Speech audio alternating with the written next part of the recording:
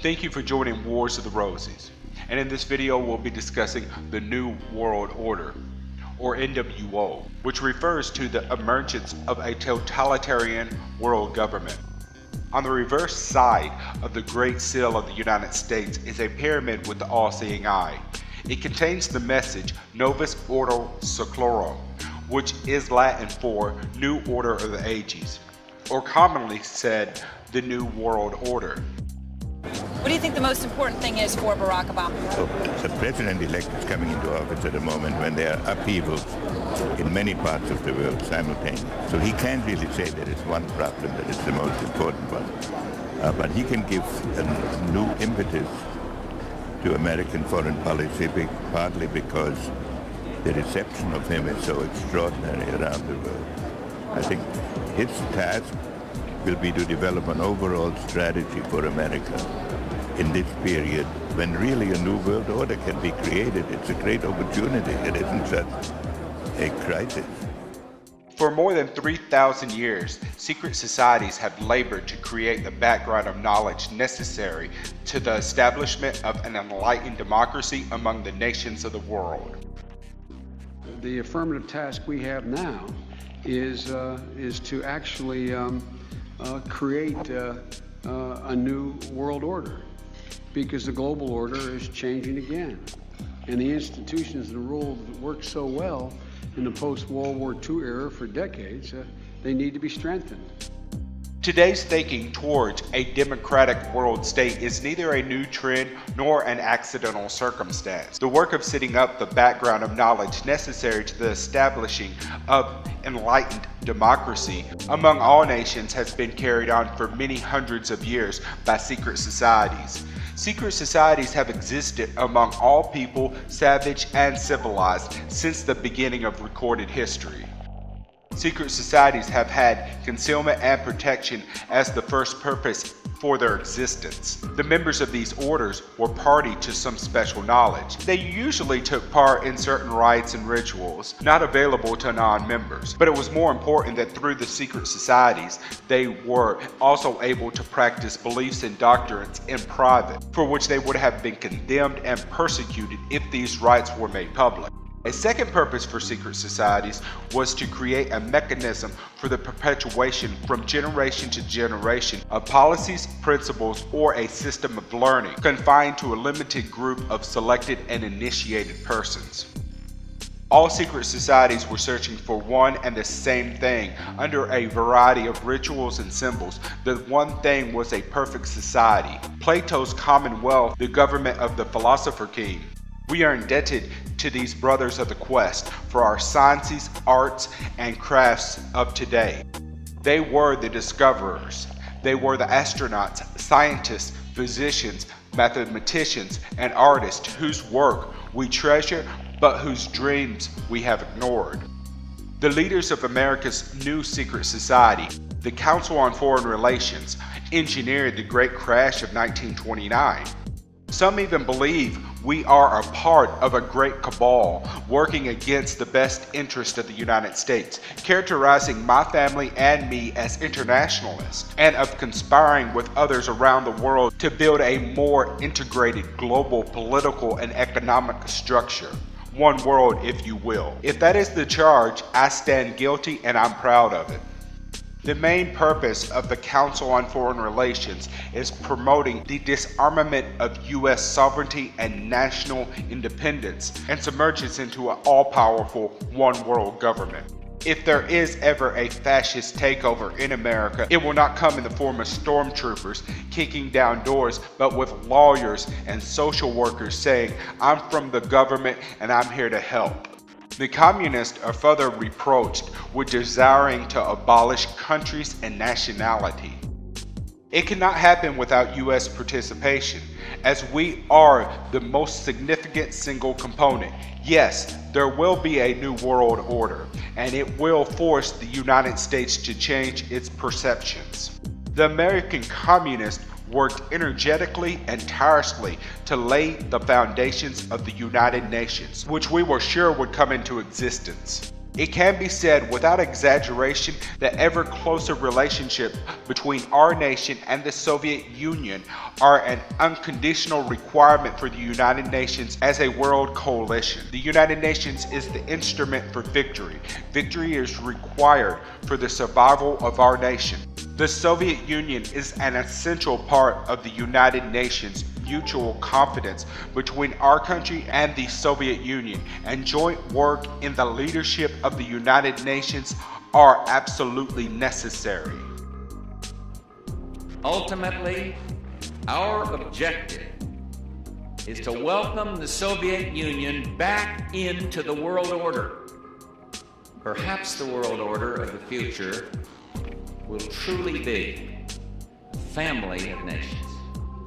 We have before us the opportunity to forge for ourselves and for future generations a new world order, a world where the rule of law, not the law of the jungle, governs the conduct of nations. When we are successful, and we will be, we have a real chance at this new world order, an order in which a credible United Nations can use its peacekeeping role to fulfill the promise and vision of the UN's founders. We shall have world government, whether we like it or not. The question is only whether world government will be achieved by consent or by conquest. The New Deal is plainly an attempt to achieve a working socialism and avert a social collapse in America. It is extraordinarily parallel to the successive politics and plans of the Russian experiment. Americans shirk the word socialism, but what else can one call it? The United Nations flag divides the world into 33 separate sections. Hitler's not so well known second book is entitled New World Order. One of the Nazis' most repeated political slogans was Ein Volk, ein Land, ein Führer, which translates one people, one empire, one leader. Adolf Hitler believed in Atlantis. When it was destroyed, left behind a remnant, a surviving element of that race, which is a super race or master race. This was his vision of world history, Nazi philosophy, National Socialism. When Atlantis ruled the world, that which is America was connected with Egypt, by which is now Mexico. And now in Mexico, in the territory of the Yucatan, there is a pyramid in which the fire philosophers worship God as divine fire and life, in like manner as did the initiates of Egypt. For the two were one. America is not complete and will not be complete and cannot be completed until Mexico is again part of America as she was in long ago. And when Mexico is once again part of the United States, then will the capstone have been set on the pyramid and the reverse side of the United States seal will be cut. Thus you will see that the Soul Science primer with its drawings is but the beginning of the article concerning the seal of the United States, while the article on body, mind, spirit, and soul is the finale thereof. May it not be long until the Holy Pyramid shall be completed, and may it be completed without the shedding of blood. Lovingly given by R. Swinburne, Clymer, Beverly Hall, Quakertown, Pennsylvania, July 6, 1916. The great work is to re-establish the ancient government ruled by a council of wise men, a one-world totalitarian socialist government often referred to as the New World Order. The three main channels through which the preparation for the new age is going on might be regarded as the church, the Masonic Fraternity, and the educational field. The sovereignty fetish is still so strong in the public mind that there would appear to be little chance of winning popular assent to American membership in anything approaching a superstate organization. Much will depend on the kind of approach which is used in further popular education. Years of research among the records of olden people available in libraries, museums, and shrines of ancient cultures has convinced me that there exists in the world today and has existed thousands of years a body of enlightened humans united in what might be termed an order of the quest. It is composed of those whose intellectual and spiritual perceptions have revealed to them that civilization has a secret destiny.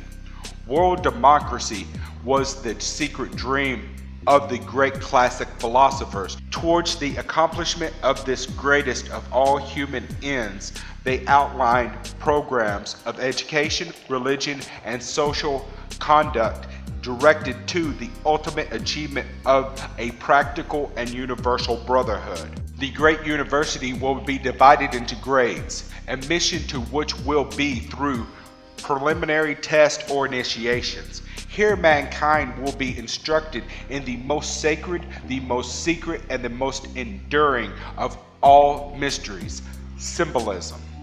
Here the initiate will be taught that every visible object, every abstract art, every emotional reaction is but the symbol of an internal principle. Here mankind will learn that chirum or truth lies buried in every atom of the cosmos, that every form is a symbol and every symbol the tomb of an eternal verity. Through education, spiritual, mental, moral, and physical, man will learn to release living truths from their lifeless covering. The perfect government of the earth must be patterned eventually after the divine government by which the universe is ordered.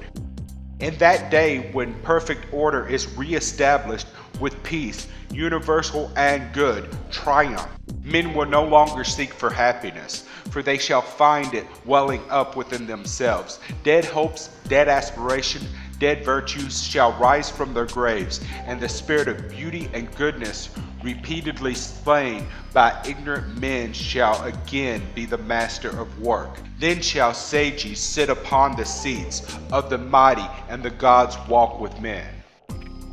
In the Rosicrucian Georgia Guidestones, there are 10 guidelines or principles which are engraved on them in 8 different languages. These principles all reflect the thinking of the great work. 1. Maintain humanity under 500 million in perpetual balance with nature. 2. Guide reproduction wisely, improving fitness and diversity. 3. Unite humanity with a living new language. 4. Rule passion, faith, tradition, and all things with tempered reason. 5. Protect people and nations with fair laws and just courts. 6. Let all nations rule internally, resolving external disputes in a world court. 7. Avoid petty laws and useless officials. 8. Balance personal rights with social duties. 9. Prize truth, beauty, love, seeking harmony with the infinite. 10. Be not a cancer on the earth. Leave room for nature. Leave room for nature. Prometheus, which is to the pagan the brightest angel unjustly cast out of heaven, or Lucifer, son of the morning, can be seen at Rockefeller Center as he descends from Mount Olympus, encircled by the ring of the zodiac. Above the statue rest the nation's flags of all the world's countries, formulating into a new world order under the rule of the fallen one. There also appears to be a plan that has been in place since at least 1917 to unite the world and give up all sovereignty through a manufactured alien threat, thus a common outside enemy. Thank you for watching, and there's much more information provided in the links below. Please don't forget to like, share, subscribe, and comment.